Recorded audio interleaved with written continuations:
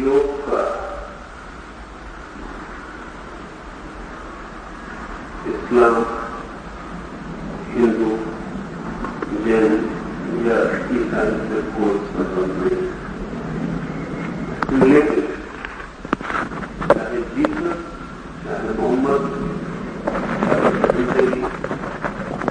चाहे बुद्ध, चाहे महावीर, कोई चीज व्यक्ति जो सत्य को उपलब्ध हुआ है बिना योग से गुजरे हुए उपलब्ध नहीं होता है। योग के अतिरिक्त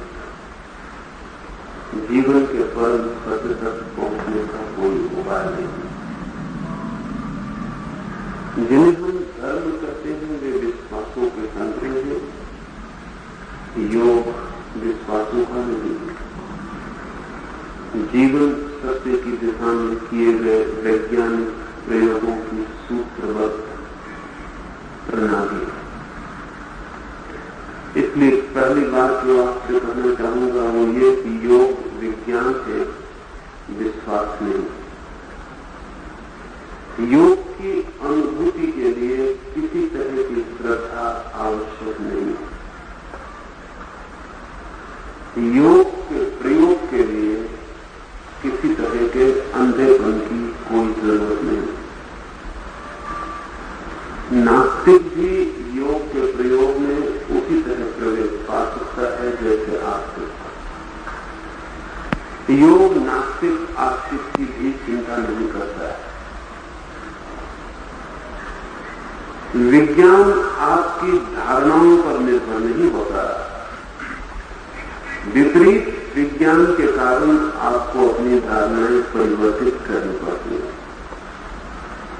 कोई विज्ञान आपसे किसी प्रकार की बिलीफ, किसी तरह की मान्यता की अपेक्षा नहीं करता है। विज्ञान सिर्फ प्रयोग की, एक्सपेरिमेंट की अपेक्षा करता है। विज्ञान कहता है करो देखो।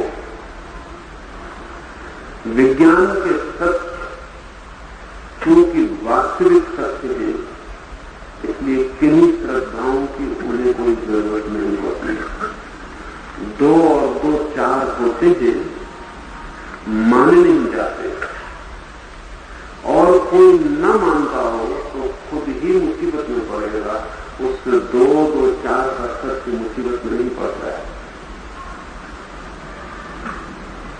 विज्ञान मान्यता से शुरू नहीं होता। विज्ञान खोज से, अन्वेषण से शुरू होता है। वैसे ही योग भी मान्यता से शुरू नहीं होता। खोज, जिज्ञासा, अन्वेषण से शुरू होता है। इसलिए योग के लिए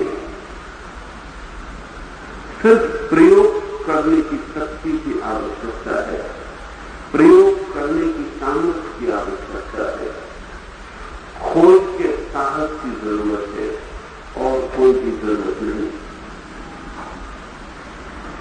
योग विज्ञान में जब ऐसा कहता हूं तो मैं कुछ सूत्र की बात से बात करना चाहूं जो योग विज्ञान के मूल आधार है।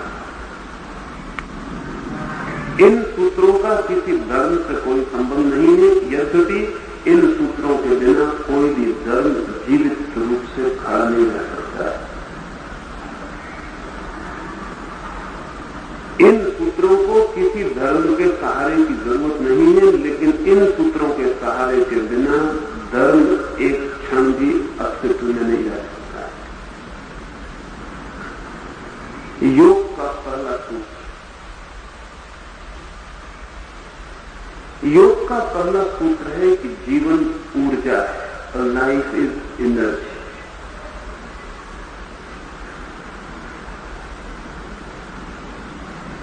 जीवन शक्ति है। बहुत समय तक विज्ञान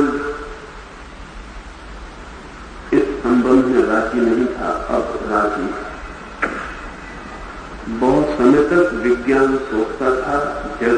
पदार्थ मैटर। लेकिन योग ने विज्ञान की खोजों के हजारों वर्ष पूर्व से यह घोषणा कर रखी थी कि पदार्थ एक असत्य, एक झूठ, एक इल्यूजन, एक भ्रम। भ्रम का मतलब ये नहीं कि नहीं है, भ्रम का मतलब जैसा दिखाई पड़ता है वैसा नहीं, और जैसा है वैसा दिखाई नहीं पड़ता है।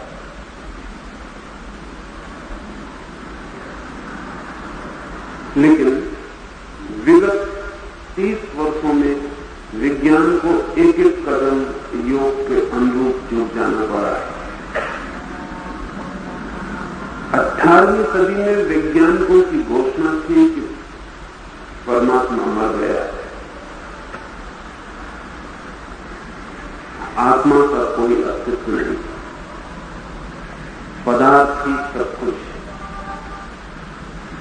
लेकिन विगत 30 वर्षों में ठीक उल्टी स्थिति हो गई। विज्ञान को कहना पड़ा कि पदार्थ है ही नहीं, सिर्फ दिखाई पड़ता है। ऊर्जा ही सत्य है, शक्ति ही सत्य है। लेकिन शक्ति की तीव्र गति के कारण पदार्थ का भास होता है। दीवारें दिखाई पड़ रही हैं, अगर निकलना चाहेंगे तो सिर टूट जाएगा। कैसे कहें कि दीवारें बंद? स्पष्ट दिखाई पड़ रही है, उनका होना है। पैरों के नीचे जमीन अगर न हो तो आप खड़े कहां रहेंगे? नहीं, इस अर्थों में नहीं विज्ञान कहता है कि पदार्थ नहीं है। इस अर्थों में कहता है कि जो हमें दिखाई पड़ रहा है वैसा नहीं। अगर हम एक बिजली के पंखे को बहुत तीव्र गति से चलाएं तो उसकी 3 पकड़ियां 3 दिखाई पड़नी बंद हो जाएंगी, क्योंकि पकड़ियां इतनी तेजी से घूमेंगी कि उनके बीच की खाली जगह इसके पहले कि आप देख पाएं भर जाएगी। इसके पहले कि खाली जगह आंख की पकड़ में आए, कोई पकड़ी खाली जगह पर आ जाए। अगर बहुत तेज बिजली के पंखे को घुमाया जाए तो आपको 3 का एक गोल वृत्त घूमता हुआ दिखाई पड़ेगा, पकड़ियां दिखाई नहीं पड़ेगी। आप गिनती करके नहीं बता सकेंगे कि कितनी पकड़ियां। अगर और तेजी से घुमाया जा सके तो आप पत्थर फेंक के पार नहीं निकाल सकेंगे,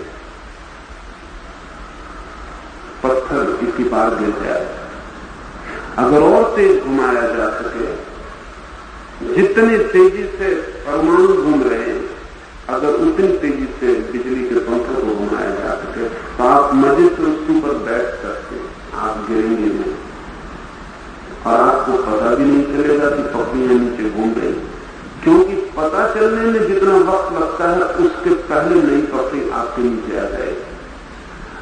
आपके पैर खबर में आपके सिरकों की पकड़ी बदल गई, इसके पहले दूसरी पकड़ी आ जाएगी। बीच के गैप, बीच के अंतराल का पता न चले तो आप मजे से खड़े रह सकेंगे। ऐसे ही हम खड़े हैं, अभी भी अणु तीव्रता से घूम रहे हैं।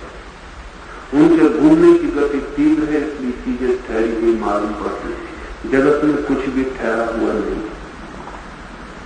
और जो चीजें ठहरी हुई मालूम पड़ती हैं वे सब चल रही हैं।